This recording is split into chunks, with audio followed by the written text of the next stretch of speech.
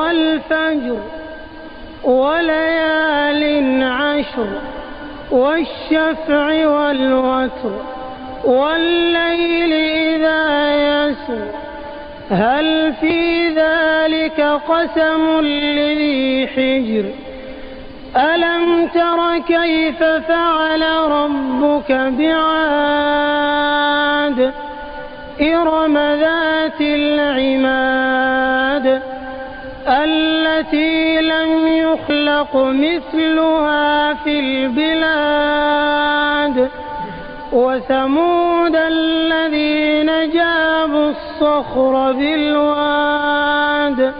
وفرعون ذي الأوتاد الذين طغوا في البلاد فأكثروا فيها الفساد فصب عليهم ربك سوط عذاب إن ربك لبالمرصاد فأما الإنسان إذا ما ابتلاه ربه فأكرمه ونعمه فيقول ربي أكرمن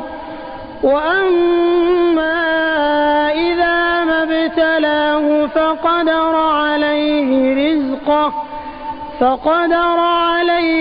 رزقه فيقول ربي أهانن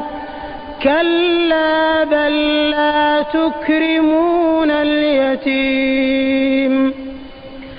ولا تحاضون على طعام المسكين وتأكلون التراث أكلا لما